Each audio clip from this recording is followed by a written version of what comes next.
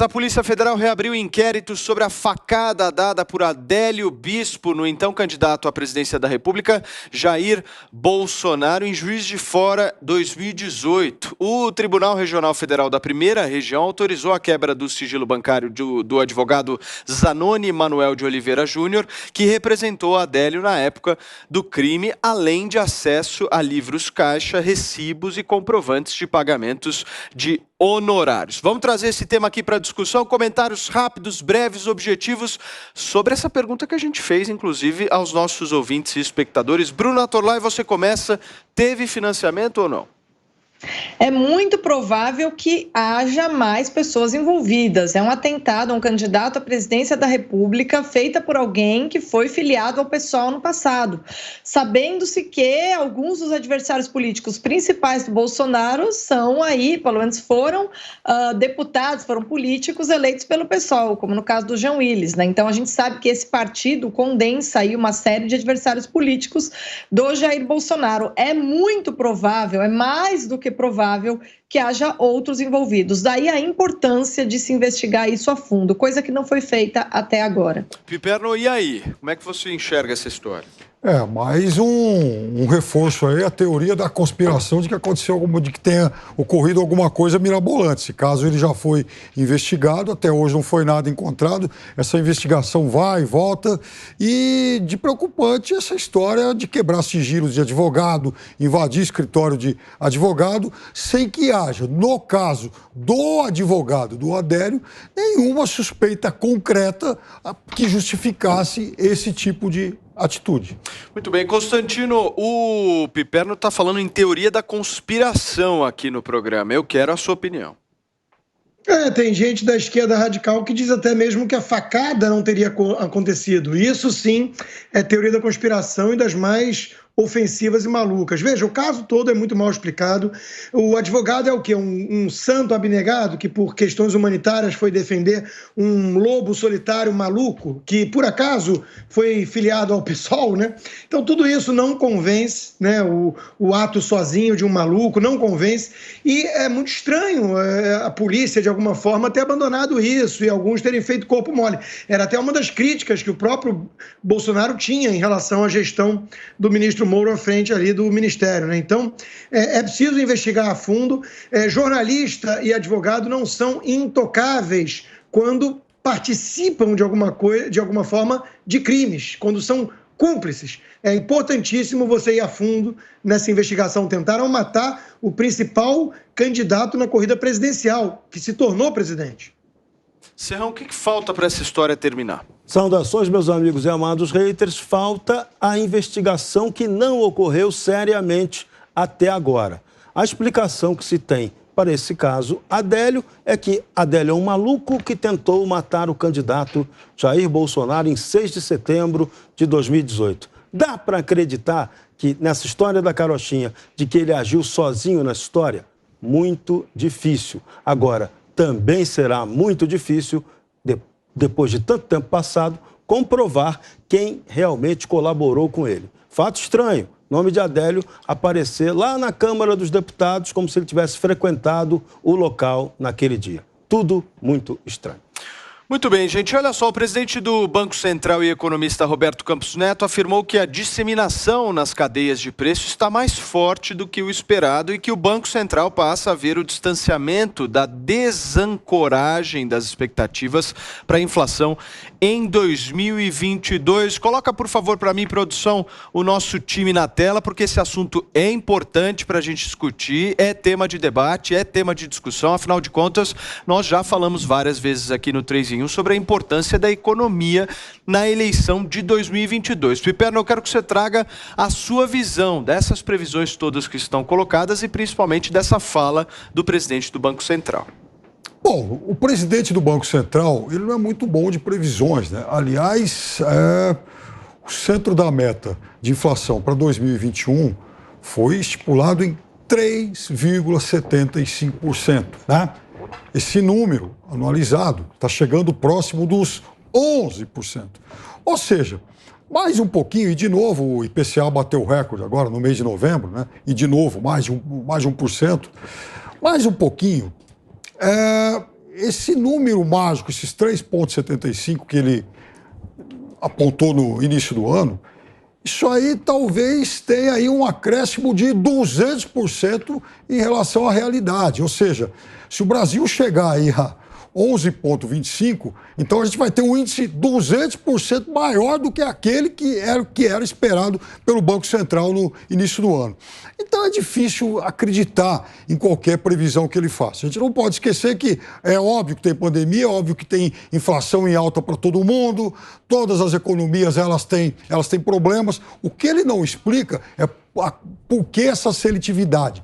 Por que o tranco? Por que os números aqui no Brasil são piores do que no resto do mundo? Serrão, você aqui no 3 em 1 já disse algumas vezes que existe também a economia fora dessas previsões. Qual que é a sua?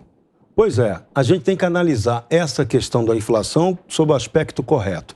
Primeiro que é uma inflação de oferta, que ela é mundial, é um fenômeno inflacionário desse momento, é mundial. Peso maior dela, preço dos combustíveis. E esse problema se agrava no Brasil porque aqui temos o problema do monopólio da Petrobras na produção do combustível e da nossa impostura cobrando altos ICMS sobre o combustível. Então, e o combustível ajuda a puxar toda a cadeia de preço. Então, o que é que tem que acontecer?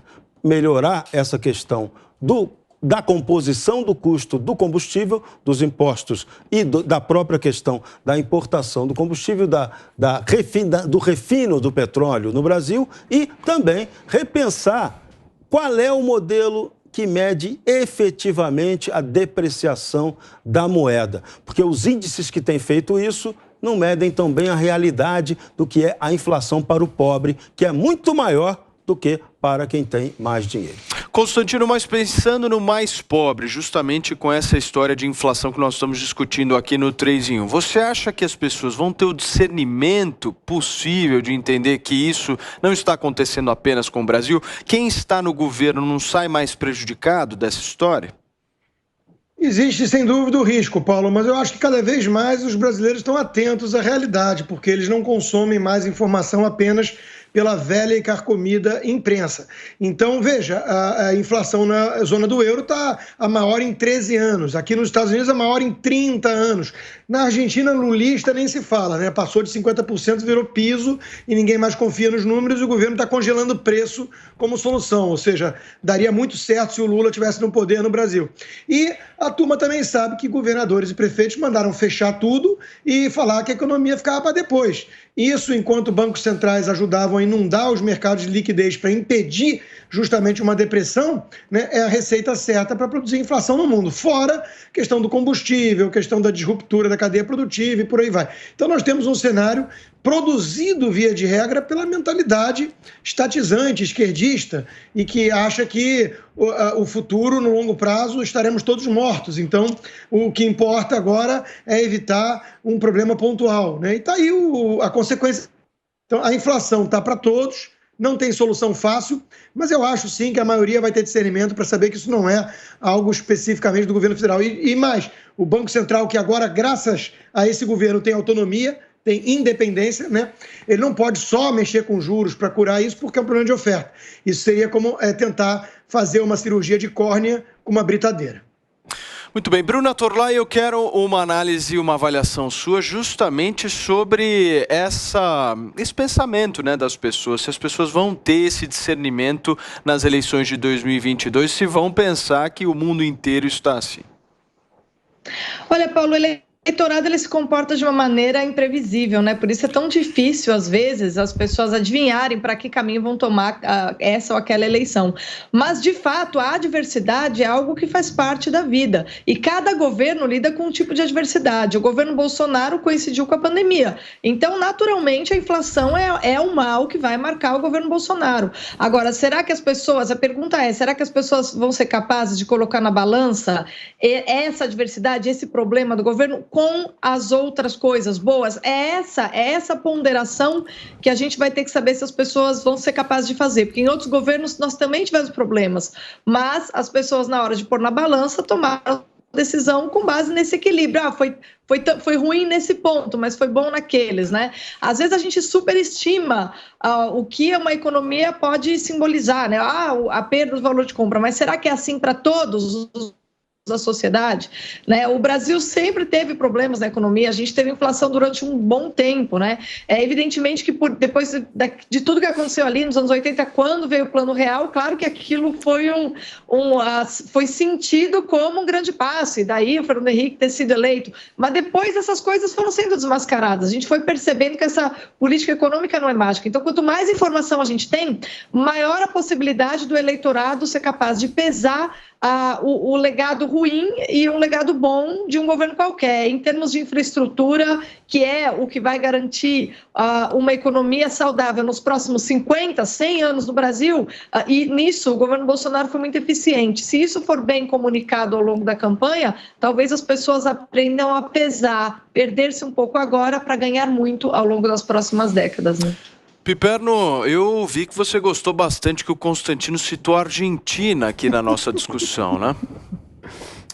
Afinal de contas, o fetiche que a Argentina exerce e tal. E a Argentina, a gente já falou aqui, outro dia eu já fui lá atrás do Perón para cá, para mostrar que a Argentina tem, enfim, problemas estruturais há uns 50 anos. Mas ok, de fato a Argentina deve virar o ano de novo com um pouco mais de 50% de inflação, sendo que vai ser, de longe, a maior taxa entre as economias relevantes ou relativamente relevantes. Mas aí vem realmente o problema, porque o Brasil vai ser a terceira maior taxa. Então o Brasil, repito, o Brasil imaginava um centro da meta em 3,75.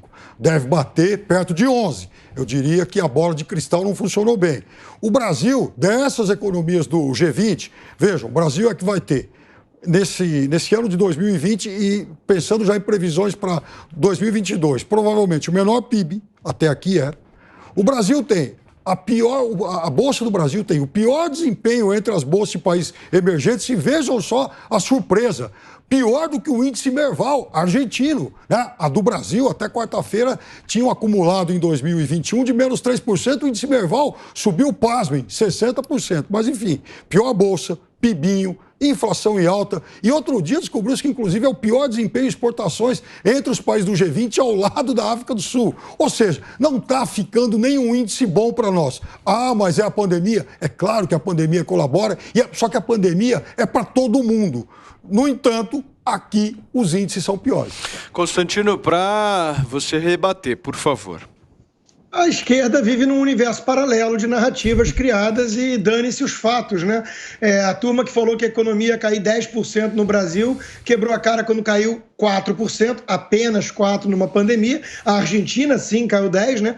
É muito cômodo falar que a Argentina tem problemas estruturais. Esquecem que o Brasil não só tem, como com a Dilma Rousseff, o poste de Lula, né? Lula é Dilma, Dilma é Lula, lembra da eleição? Né? Com a Dilma Rousseff, numa condição muito favorável externa, a inflação passou de 10% ao ano, né? Por medidas equivocadas do governo, ao contrário do que nós estamos vendo agora.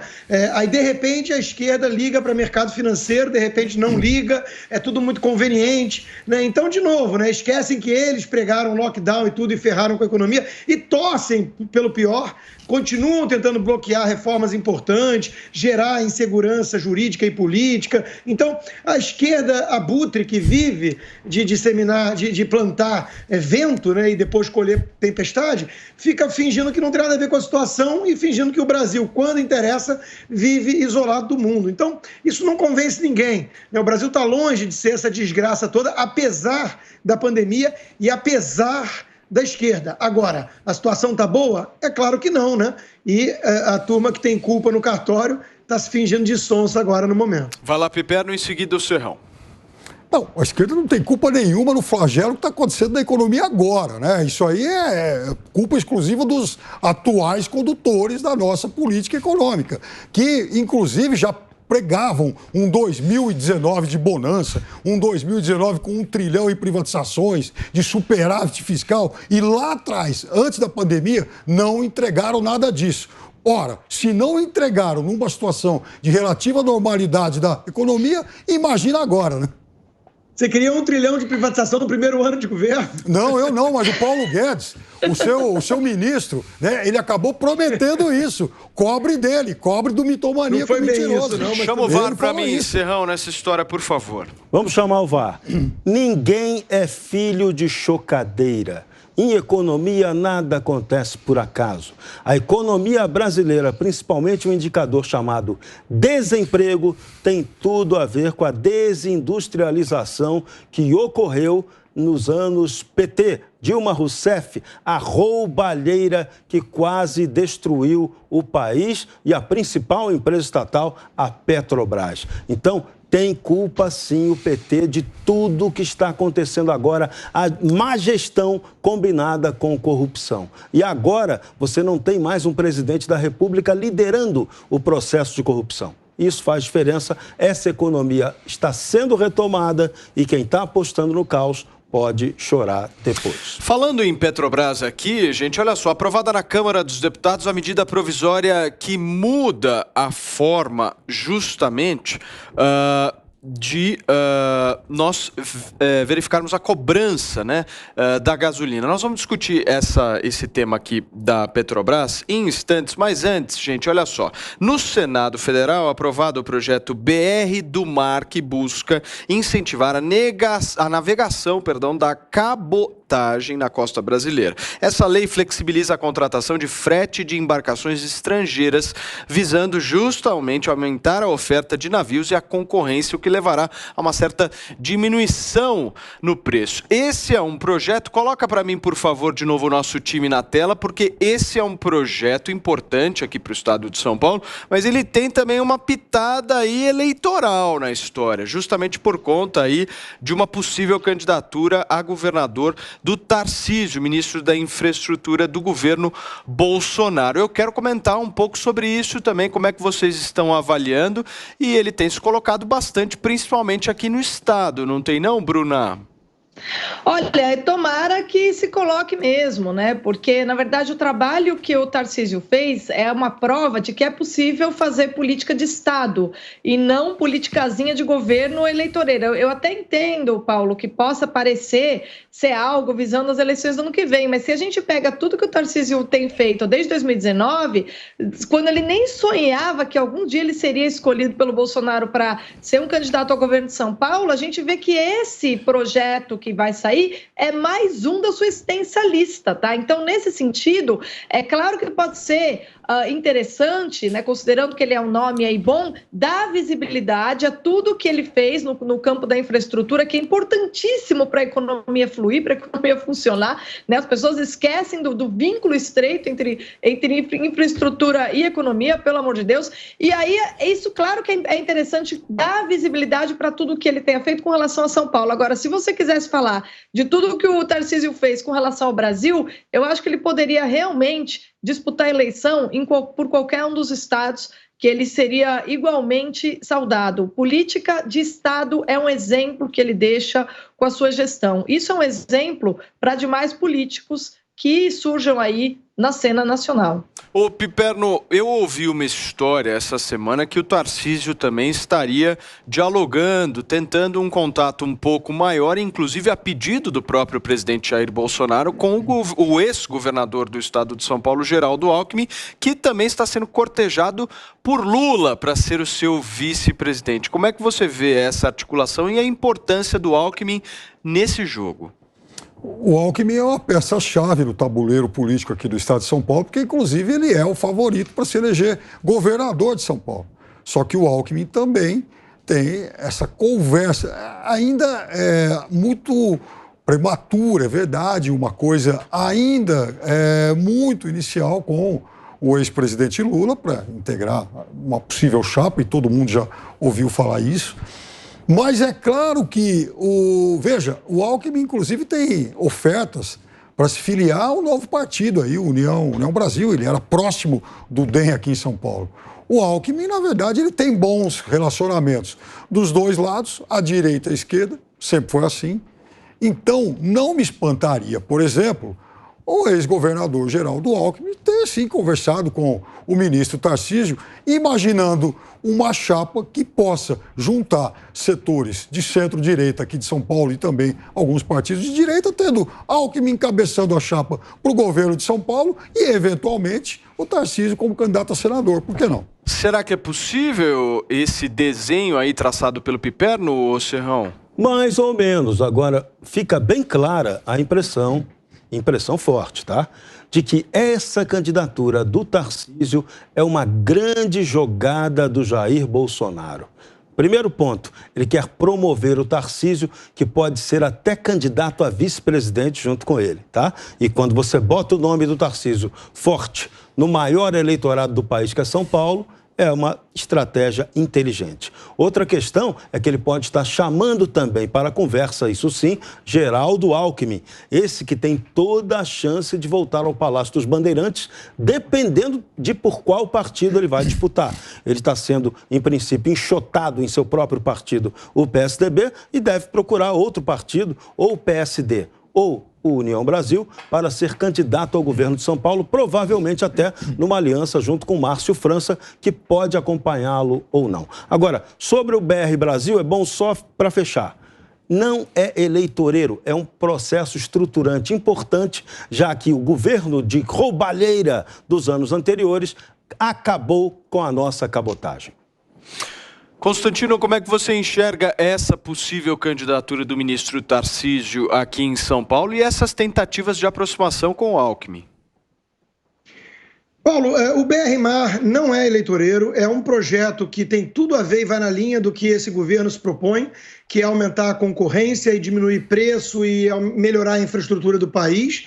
O ministro Tarcísio é um ministro muito sério e muito bem visto, inclusive por vários setores da economia e do país, né?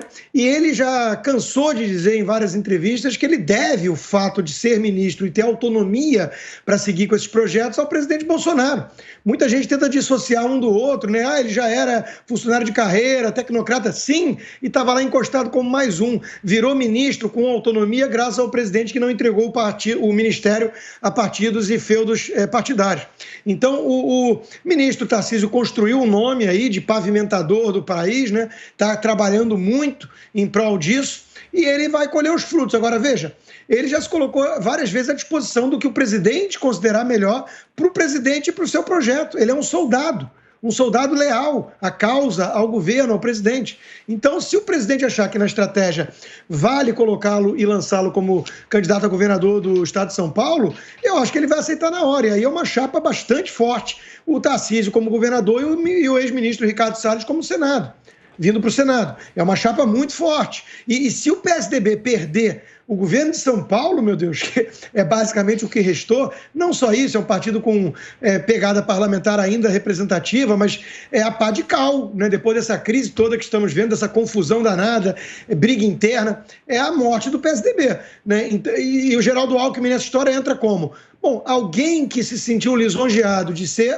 considerado como hipótese a vice da chapa do Lula, já cometeu o mesmo erro que cometeu em 2006, quando virou outdoor ambulante de estatais, ao ser acusado pelo PT de privatista. Ou seja, isso por si só, para mim, já é uma espécie de morte política, pelo menos para a direita. Piperno me pediu a palavra. Não, essa movimentação, essa possível inclusão aí do ministro Tarcísio no mapa político eleitoral de São Paulo, também é claro que faz parte da estratégia do presidente da República de tentar ter um palanque mais forte, um palanque um pouco mais robusto aqui em São Paulo, estado estado onde ele não vai ter os benefícios de 2018, né? Onde era uma eleição muito especial e onde, sobretudo, a gente viu, especialmente no segundo turno, o voto Bolsonaro. Isso não vai acontecer de novo. Então, se não tem esse apoio de alguém como o Dória e tal, quem é que apoiaria o presidente da República nesse momento numa eleição aqui em São Paulo? Piperno, é o contrário, Piperno. Foi o Dória que surfou a onda bolsonarista. Exato. É o contrário. Você acha que o Dória garantiu a eleição do Bolsonaro em São Paulo? Eu quero ver o Dória ser eleito para síndico. Eu não estou dizendo que o Dória garantiu a eleição do Bolsonaro em São Paulo. Eu estou dizendo que o presidente da República ele tinha um ambiente favorável aqui em São Paulo, onde até o governador apoiava ele. Então, é uma outra realidade. E agora, ele já não tem esse ambiente favorável, né? Os níveis de aprovação dele não são tão robustos assim, convenhamos. Então, agora ele vai precisar, de fato, de alguém trabalhando para ele. Então, ele precisa construir um palanque aqui em São Paulo. Piperno, o que você está dizendo é justamente sobre essa construção de palanque, porque há uma inviabilidade do presidente da República estar no mesmo partido que vem apoiar o candidato a governador do Dória, certo? O seu comentário é baseado nisso. Isso, então, está fora de questão agora. Não estava fora de questão em 2018. Mas agora não se trabalha mais com essa possibilidade. Portanto, tem que ter, digamos, uma alternativa solo. Agora, o partido que poderia apoiar o candidato do Dória também pode não apoiar, pode desapoiar. Política é muito dinâmica. Mas precisa, né, Serrão, não apoiar, porque seria um cenário, no mínimo, curioso nós estarmos discutindo aqui o presidente da República apoiando o candidato do Dória em São Paulo, ou não? Depende da composição que for feita adiante. Seria essa candidatura do Tarcísio para um palanque do Bolsonaro, Constantino, é importantíssimo aqui no estado.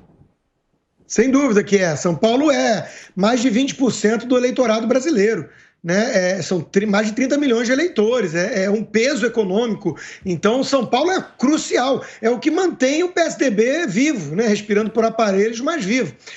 Por isso que eu disse que se o PSDB perder São Paulo, né, é pá de cal. É fim de festa tucana. Então, isso vai ser uma disputa muito curiosa de acompanhar, muito acirrada, e eu concordo com o Piperno nisso. O presidente precisa de um palanque independente. Agora ele precisa de um lançamento de uma candidatura solo, e isso foi crucial como condição para fechar o acordo com o PL. Foi exatamente o que foi colocado na mesa. Nesse caso aqui de São Paulo, eu me lembro de um ator importante também na eleição de governador, que é o Paulo Scaff, né? O Paulo Scaff ficou em terceiro lugar aqui na disputa para governador de São Paulo e tem uma boa relação com o presidente da República, Jair Bolsonaro, mas, pelo que o noticiário também constatou, ele estaria num possível acordo entre Alckmin e Márcio França, e ele encabeçando aí a chapa ao Senado. Mas é uma figura importante também da gente colocar aqui em discussão, não? Mas você vê como que aqui em São Paulo está tudo muito aberto e as possibilidades mais malucas elas não devem ser totalmente descartadas. Por exemplo, São Paulo pode ter uma disputa entre Alckmin e Dória. Alckmin é favorito. Eu não descarto a possibilidade. O Dória virou um candidato a presidente nanico. Então, o que é melhor para ele? Disputar a reeleição ou tentar entrar nessa canoa furada que seria uma disputa presidencial? E aí, numa situação em que você tenha Alckmin versus Dória, eu acho que se o presidente da República tiver que estender a mão para alguém, caminhar próximo a alguém, eu acho que a chance de caminhar com o Alckmin é muito maior do que Só que aí tem um problema, o PSDB já aprovou o pré-lançamento do Rodrigo Garcia, que seria, em tese, o candidato do Dória. Olha que zona. O que o Piperno está colocando aqui para a gente nesta sexta-feira é de uma possibilidade do governador João Dória vir a desistir de uma candidatura à presidência da República para buscar sua reeleição em São Paulo. Seria isso? Mais uma traição, sim. Mais uma traição ao acordo dele. Mais uma doideira da parte dele. Com o Rodrigo Garcia. Olha, eu não acho impossível. O governador João Dória é muito ambicioso. Ele quer porque quer. Ele sonha, sonha acordado com a presidência da República. Mas se ficar muito claro que isso é inviável, o que eu acho que já deveria ter ficado há muito tempo para ele, né? Eu acho que ele vai querer se manter de alguma forma no poder e em evidência pensando em 2026. Agora, falando em PSDB aqui, minha querida Bruna, né? Nós tivemos uma notícia de que as prévias finalmente vão voltar amanhã e haverá uma disputa entre João Dória, Eduardo Leite e Arthur Virgílio, e dessas prévias aí nós teremos uma candidatura do PSDB à presidência da República que chega como?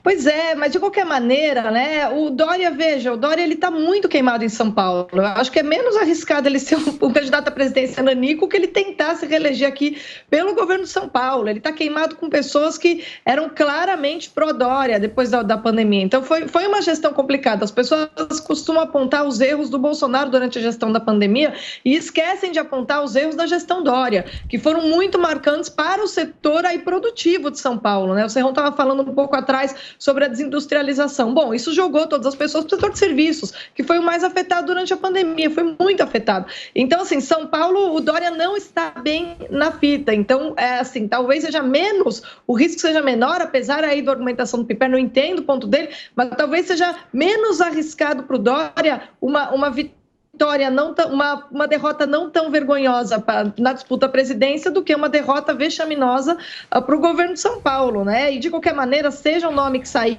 aí nessas prévias do PSDB, com o crescimento do Sérgio Moro e com o Sérgio Moro conseguindo tecer algumas alianças, manter o palanque, se manter aí pautando a discussão, sobra muito pouco espaço para essa terceira via que já nasceu afundada e capitaneada pelo PSDB, né? Deixa eu colocar um pouco de tempero nessa nossa conversa aqui, porque nós estamos falando de rejeição. Vocês mencionaram a rejeição que o governador de São Paulo hoje possui, principalmente aqui no estado. Mas se a gente for analisar as pesquisas de intenção de voto, o campeão de rejeição é o presidente da República, Jair Bolsonaro. Como é que vocês enxergam tanto essa rejeição do Bolsonaro quanto a do Dória? Quem é que ganha? O Dória ganha, o Dória é unânime. O Dória consegue unir o Brasil. Ele é o cara que consegue unir o Brasil. Ninguém gosta. Piperno, vai lá. Ele tem uma rejeição alta, mas numa campanha eleitoral aqui dentro de São Paulo, para governador de São Paulo, o Dória em 2022 vai ter o trunfo que ninguém tem, a vacina.